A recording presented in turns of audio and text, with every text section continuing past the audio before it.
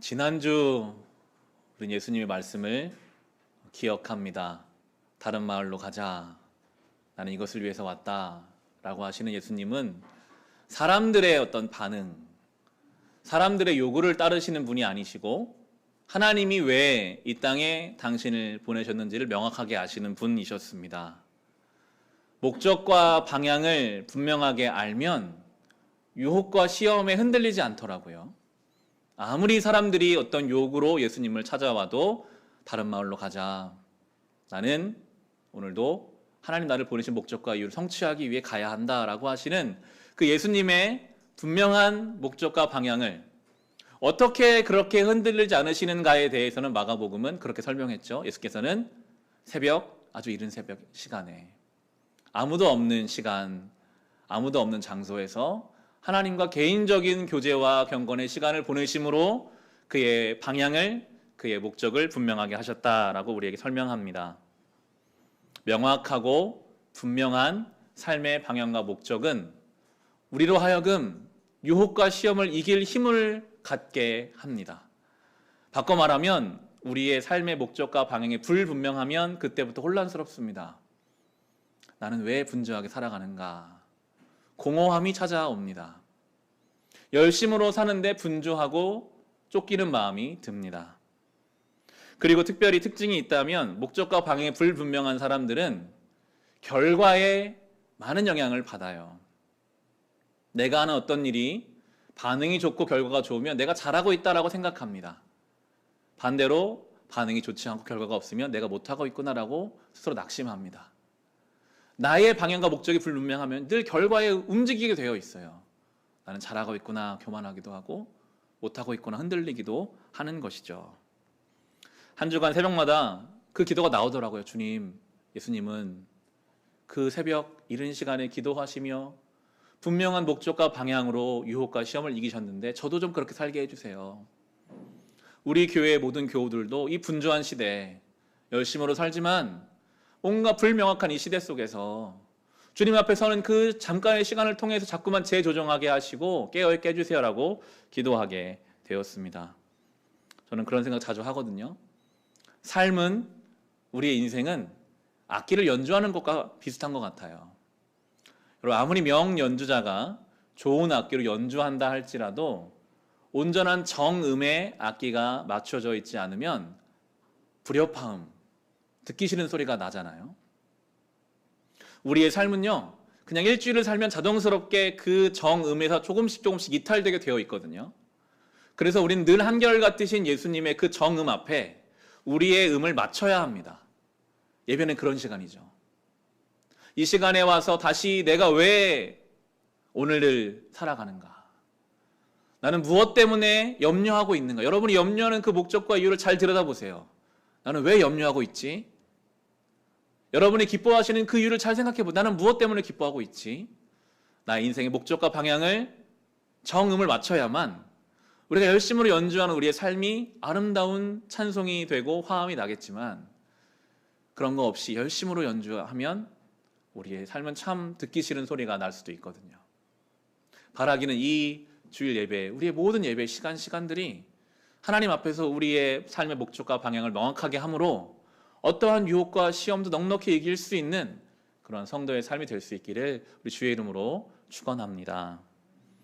오늘 본문은 이제 나병 환자 혹은 문둥병자라고도 하고 한센병이라고도 하는 한 사람이 예수님 만나게 됩니다. 성경에서는 많이 등장하는 병이죠. 그런데 우리에게는 좀 익숙치 않은 병이어서 제가 주로 참고하는 주석에 나온 이 나병에 관한 설명을 좀 읽어드리겠습니다. 유대인들은 각종 피부 질환들을, 나병도 들어가는데요, 가진 사람들에 대해서 모두 부정한 자들로 규정하여 사회적으로는 성 밖으로 내쫓는 격리 정책을 실시하였을 뿐만 아니라 종교적으로는 하나님으로부터 버림받은 죄인들로 규정하였다. 특히 레위기 13장, 14장을 보면 문둥병에 걸린 것으로 간주된 자들은 머리를 풀어헤치고 옷을 찢은 채로 거리를 다니며 나는 부정하다, 나는 부정하다 라고 외치면서 다녀야 했으며 일반인들은 이들과 마주치는 것 자체가 부정한 일로 간주하였다. 허락 없이 성 안으로 들어갔다가는 돌에 맞아 죽기까지 하였다. 이게 예수님 당시의 나병 환자들의 삶이었습니다. 구약 성경에 보면 곳곳에서 하나님 앞에 죄 지은 자들이 이 나병에 걸리는 일들이 나와요. 그만큼이나 이 나병이라고 하는 질병은 참 무서운 저주스러운 질병이었습니다. 불치병이기 때문에 걸리면 무조건 죽어요. 그러면 차라리 단기간에 목숨이 끊어지면 더 편할 수도 있을 것 같은데 오랜 시간을 이 질병을 겪어야 합니다.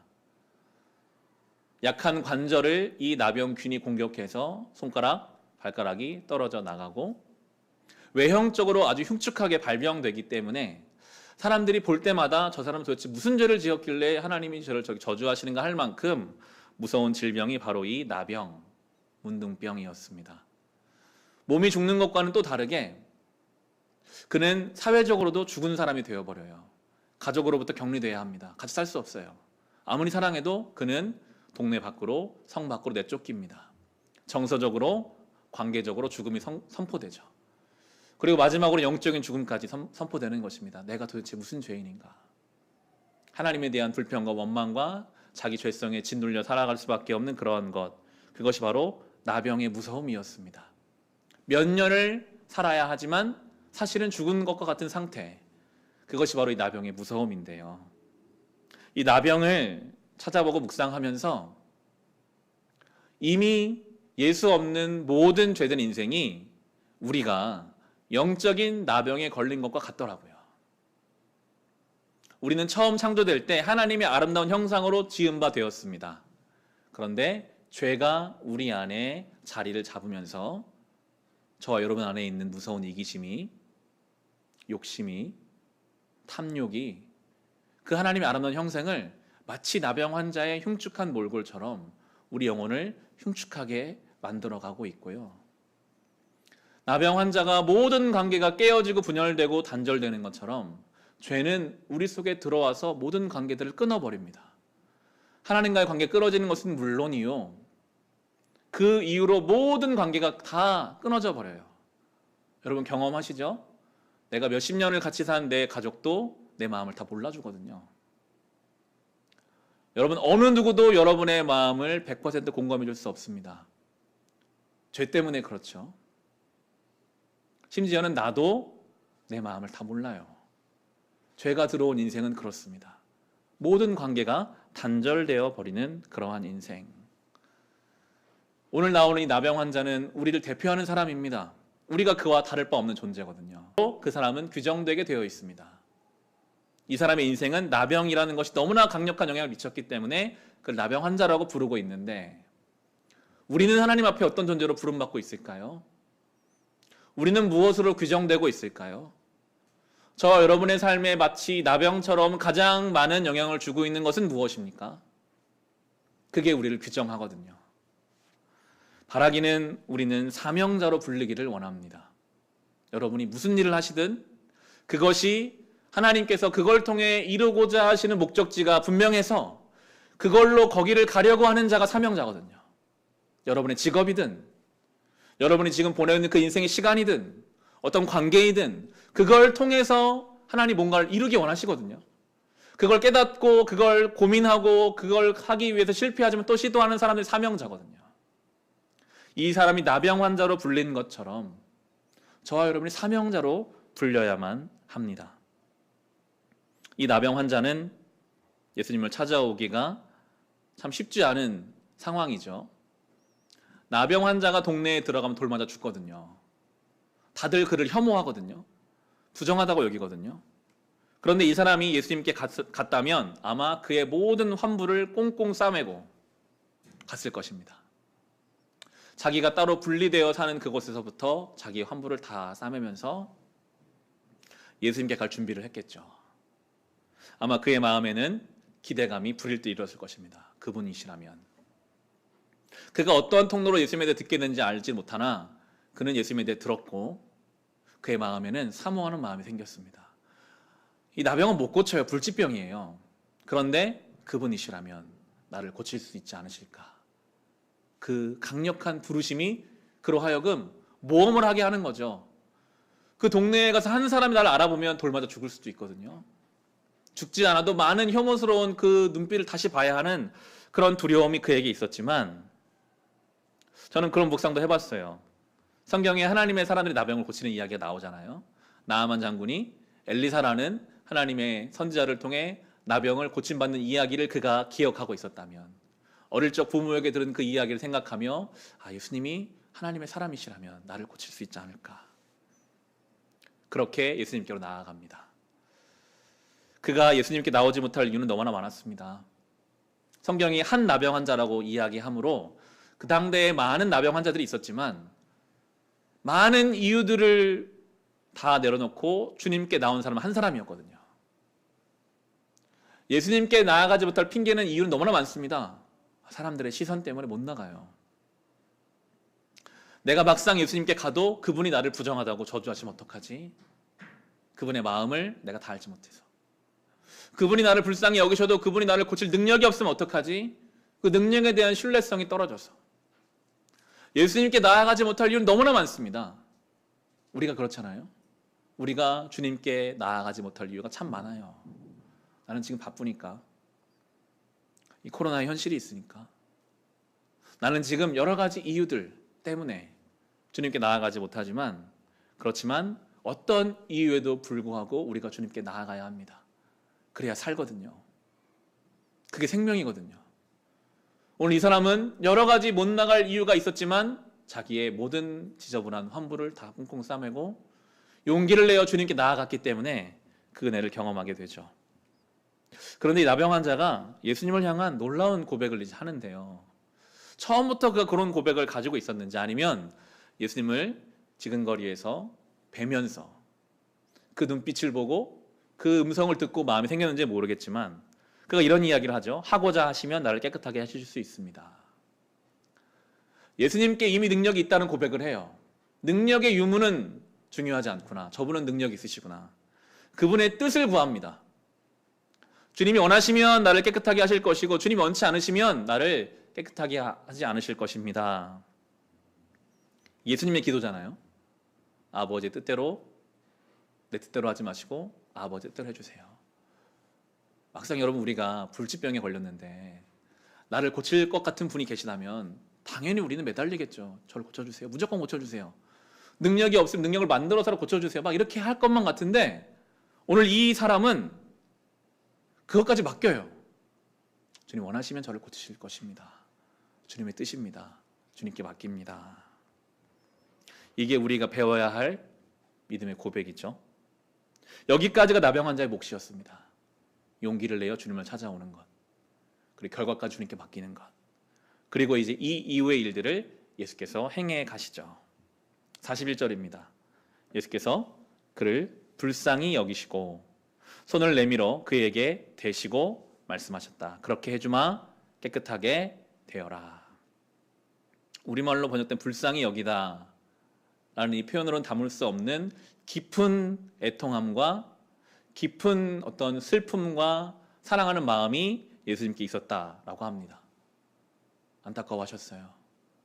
예수님은 그 병자를 보자마자 아셨을 거예요. 그가 겪었던 고통, 그가 겪은 상실감, 누구도 알지 못하는 그 절망과 그 어둠의 시간들을 예수님께서는 안타까워하셨어요. 사람들은 손가락질했거든요. 네 죄 때문에 그런 거 같잖아. 도대체 어떻게 살았길래 그래? 라고 정죄하는 사람들과는 달리 예수께서는 그를 안타까운 마음으로, 사랑하는 마음으로 그를 만지셨다라고 하는 이 대시고라는 표현이 주석을 보면 껴안다라는 의미로도 볼 수 있다고 하더라고요. 저는 그런 장면을 생각해 봤습니다. 예수께서 그 흉측한 진물나는 썩어가는 그의 피부를, 그의 몸을 끌어안으시는 예수님. 다 부정하다고 하는데, 다 부정해서 가족들까지도 자기 자신도 저주스럽다고 여기는 그의 환부를 예수께서 끌어안아 주십니다. 말씀으로 고칠 수 있잖아요. 단순히 육신의 치료가 아니라 그의 영혼의 소생함을 위하여 예수께서는 불쌍히 여기시며 그를 끌어안아 주고 계십니다. 이게 복음이거든요. 여러분, 이 병자의 환부와는 비교할 수 없이 더럽고 추한 것이 우리 영혼인데, 아마 하나님 앞에 우리가 우리 속에 욕심과 이기심과 음란함과 우리 속에 있는 것들을 가지고 주님 앞에 가면요, 죄의 악취가 풍길 거예요. 그러면 하나님은 너는 부정하니까 나병 환자처럼 나에게 오지도 마, 너는 저주를 받아 라고 하시지 않고 예수님처럼 우리를 끊어안아 주신다는 거거든요. 그게 복음이고, 로마서 8장 1, 2절에 그렇게 말하고 있죠. 그러므로 그리스도 예수 안에 있는 사람들은 정죄를 받지 않습니다. 그것은 그리스도 예수 안에 생명을 누리게 하는 성령의 법이 당신을 죄와 죽음의 법에서 해방하여 주었기 때문입니다. 우리는 나병 환자가 격리되어서 아무것도 하지 못하고 이미 사망을 선고받은 것처럼 이미 그 사망의 법 아래에 있었습니다. 하나님께 갈 수 없어요. 우리는 부정한 죄인이니까요. 그런데 예수께서 우리를 정죄하지 아니하시고, 네 죄 때문에 그런 거잖아, 너는 결코 하나님께 올 수 없어, 그렇게 하지 아니하시고 생명의 성령의 법으로 우리를 불쌍히 여기사 우리를 끌어안아 주셨기 때문에, 그냥 말로만 깨끗하게 되라 능력으로 하신 게 아니라 당신의 피를 흘리심으로 그 값을 치르셨기 때문에 우리는 그 놀라운 깨끗함을 경험하게 해주시는 것입니다. 예수님 말씀하시죠. 깨끗하게 되어라. 2000년 전 이 나병 환자에게 하신 그 말씀을 오늘 우리에게도 해주고 계십니다. 여러분의 삶을 정말 고통스럽게 하는 어떤 문제들이 이 나병과 같이 우리의 삶에 있으십니까? 오늘 주님은 우리에게 말씀하십니다. 깨끗하게 되어라. 우리를 불쌍히 여기실 것이고요, 그 피 묻은 손으로 우리를 어루만져 주실 것입니다. 42절입니다. 곧 나병이 그에게서 떠나고 그는 깨끗하게 되었다.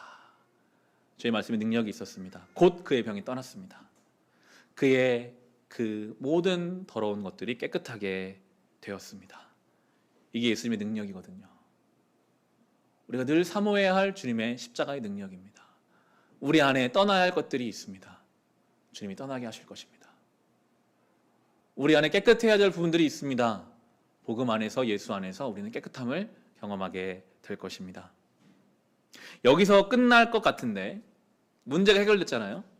그런데 한 단계가 더 있습니다. 44절에 보시면, 그때에 예수께서 그에게 말씀하셨다. 아무에게도 아무 말도 하지 말아라. 가서 제사장에게 내 몸을 보이고 내가 깨끗하게 된 것에 대하여 모세가 명령한 것을 바쳐서 사람들에게 증거로 삼도록 하여라. 레위기 14장에 보면 이 나병과 같이 부정한 병에 걸려서 공동체로부터 분리되었던 사람들이 완치가 되면 바로 공동체로 돌아가는 것이 아니라 먼저 제사장에게 가게 합니다.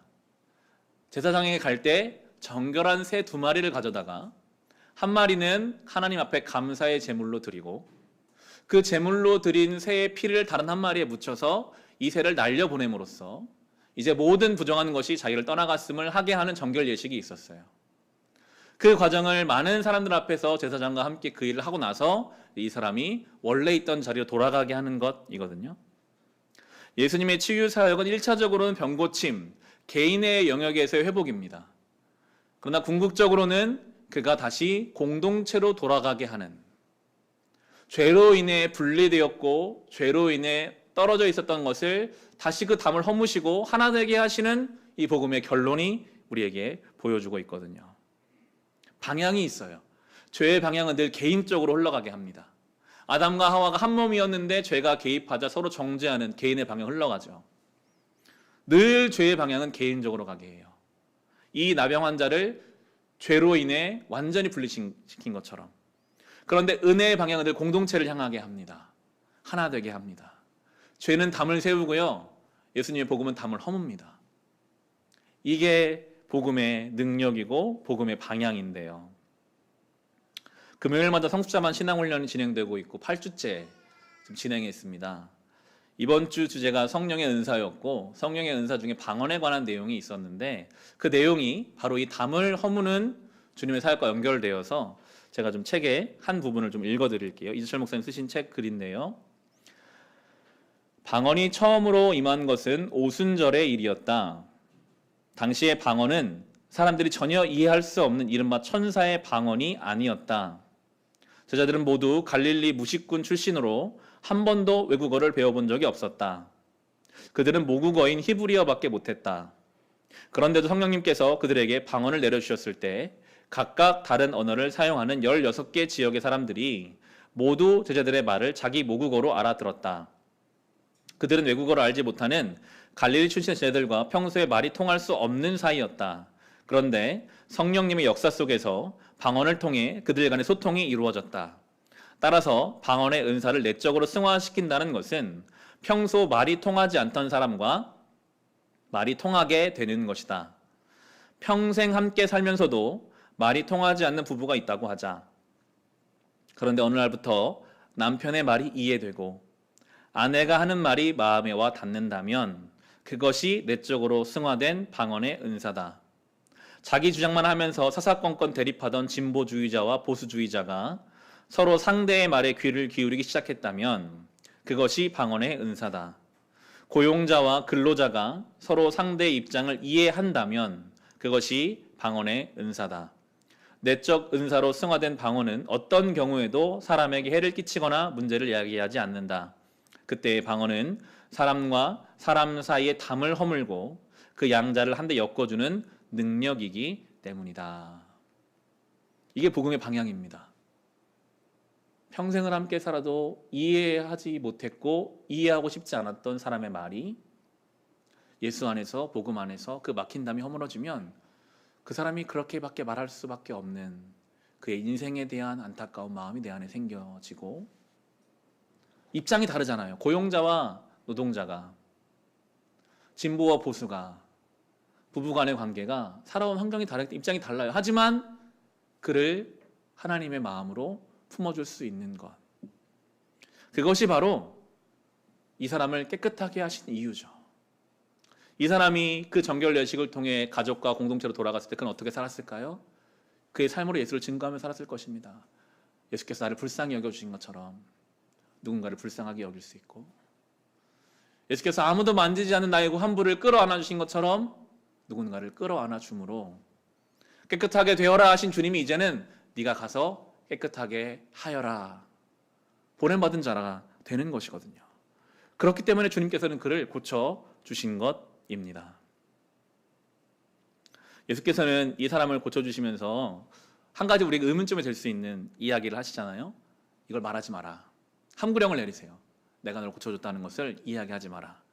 그런데 이 사람은 가서 이야기를 하거든요. 오늘 45절 마지막 절인데요. 그러나 그는 나가서 모든 일을 널리 알리고 그 이야기를 퍼뜨렸다. 그러므로 예수께서는 드러나게 동네로 들어가지 못하시고 바깥 외딴 곳에 머물러 계셨다. 그래도 사람들이 사방에서 예수께로 모여 들었다. 왜 예수님은 말하지 말라고 하셨을까요? 그리고 그 말을 들은 사람들은 또 예수님을 왜 찾아오고 있을까요? 예수님 말하지 말라고 하신 그 이유 중에 한 가지는 예수님을 단순히 병을 고치는 사람으로서만 대하려고 하는 사람들의 마음을 주님 아셨기 때문입니다. 지금 여기에 몰려든 사람들은 하나같이 내 필요를 주를 위해 채우기 위해 모여든 거예요. 나중에 예수님 십자가 지실 때 아무도 주변에 남아있지 않습니다. 내 필요가 채워지지 않으니까요. 예수님은 자기를 병 고치는 사람으로 세상에 알리고 싶지 않으시고 십자가를 지심으로 이 땅의 모든 죄인을 사하기 위해 오신 유월절 어린 양으로 알리시기 원하셨기 때문에 그렇게 알리지 말라 하셨는데 사람들은 다른 목적으로 예수님을 찾아오고 있죠. 무엇이 예수님의 능력일까요? 예수님 많은 능력을 행하셨습니다. 놀랍잖아요. 문둥병자가 손을 대면 낫고 무리를 걸으시고 적은 음식으로 수많은 사람 먹이시는 이 놀라운 능력을 행하시죠. 그런데 그 능력으로는 영혼의 구원은 이루어지지 않거든요. 놀라운 능력이지만, 하나님의 살아계심을 나타내지만 결국은 십자가의 죽으심으로만 영혼의 구원이 이루어집니다. 그게 성경이 말하는 능력이거든요. 한 주간 출애굽기를 묵상하면서 이번 주 출애굽기 내용이 그런 내용이었어요. 능력 대결이 나와요. 모세가 지팡이 들고 바로왕 앞에 서고 바로왕 주변에도 소위 마술을 부리는 술사들이 있었습니다. 첫 대면에서 모세가 지팡이를 던지니까 뱀이 되고, 똑같이 이집트의 그 술사들도 지팡이로 뱀을 만들어요. 그 다음에 모세가 물을 피로 바꾸는 그 일도 똑같이 그들이 따라하고요. 파리 때 재앙까지도 따라합니다. 그 다음부터는 따라하지 못하게 되죠. 하나님의 능력이 더 크다는 것을 나타내지만 성경은 하나님의 그 놀라운 능력의 일부를 세상이 가지고 있음을 우리에게 말해줍니다. 여러분 그렇잖아요. 세상을 돌아보면 능력 있어 보이는 사람들이 많이 있거든요. 복음이 없지만 그 사람 말 한마디 힘이 있는 사람들, 우리를 주눅들게 위축들게 하는 세상의 능력도 어느 정도 있습니다. 성경이 말하는 능력이 무엇일까를 고민하게 되더라고요. 능력 있는 교회, 능력 있는 성도의 삶은 무엇일까?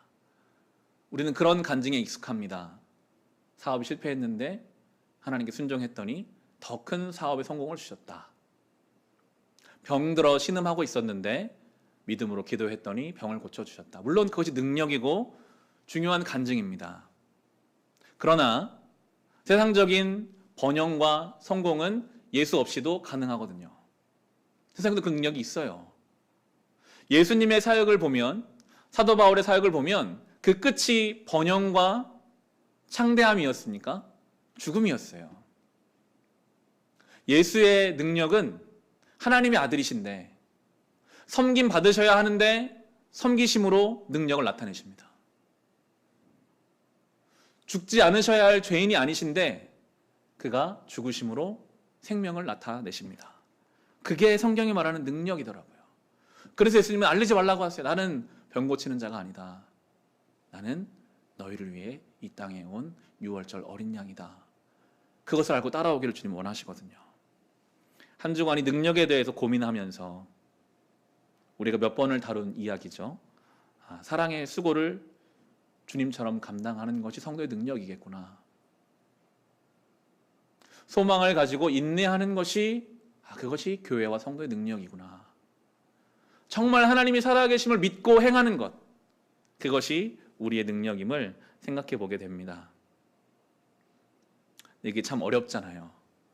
우리는 하면 다 잘 되면 좋겠고 반짝반짝 빛나는 인생을 살고 싶은 것이 우리의 마음인데, 그런데 하나님은 때로 이해되지 않고 때로 감당하기 어렵고 하나님 뜻이 어디인지 모르겠지만 믿음으로 따라오라고 하시거든요. 오늘 예배 마지막에 부를 찬송이 있습니다. 주중에 저도 우연히 이 찬송을 접하게 되어서 참 은혜롭게 듣게 되었고, 우리가 한 번도 불러보지 않은 찬송이지만 예배 마지막에 부르고 싶은데요. 가사가 앞에 나옵니다.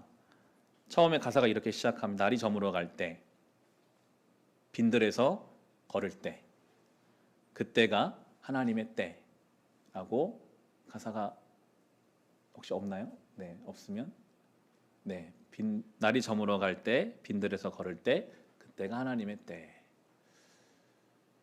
우리는 서광이 비추는 아침이 좋고 외로운 빈들이 아니라 많은 사람들과 관계성이 좋은데, 찬송의 가사는 날이 저물어 갈 때가, 빈들에서 걸을 때가, 그 나병 환자의 그 어려운 때가 하나님의 때일 수 있다라고 말하고요. 다음 가사는 내 힘으로 안 될 때, 빈손으로 걸을 때 여호와 이레를 고백한다. 여호와 이레는 창세기 22장에 나오는 아브라함의 고백입니다.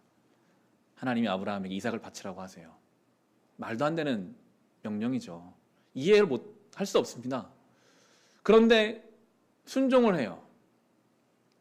자기 목숨보다 사랑하는 그 아들을 데리고 모리아산에 갑니다. 거기서 여호와 이레, 준비하시는 하나님, 오늘 찬송의 가사로 바꾸면 일하시는 하나님을 경험해요. 잡히고 보이지 않아도 힘들어도 그 길을 걷는 자에게 주의 일하심을 경험하게 된다. 다음 가사가 그렇죠. 주가 일하시네, 주가 일하시네. 주께 아끼지 않는 자에게. 그 다음은 주가 일하시네, 주가 일하시네, 신뢰하며 걷는 자에게. 정말 하나님의 그 살아계심을 믿고 신뢰하며 우리의 인생길을 걸어가는 우리에게 하나님은 일하실 것입니다. 어렵지만 오늘도 주님 우리를 그렇게 보내시는 것 같아요. 깨끗하게 되어라. 그리고 깨끗하게 하는 인생이 되라. 이것은 일회적이지 않고 매일매일의 작업인 것 같습니다. 늘 우리가 영적인 나병 환자임을 인정하고 주님께 나아가서 나를 깨끗하게 하시는 주를 경험하고, 그리고 날 보내신 그곳에 가서 또 깨끗하게 하는 인생으로 살고, 그 일을 반복하는 그 순간순간 분명히 여러분 어려움이 있을 것이고 외로움이 있을 것입니다. 그러나 신뢰하는 자에게 주의 일하심이 경험되어질 것입니다. 그러한 참 능력 있는 교회와 성도 될 수 있기를 주의 이름으로 축원합니다.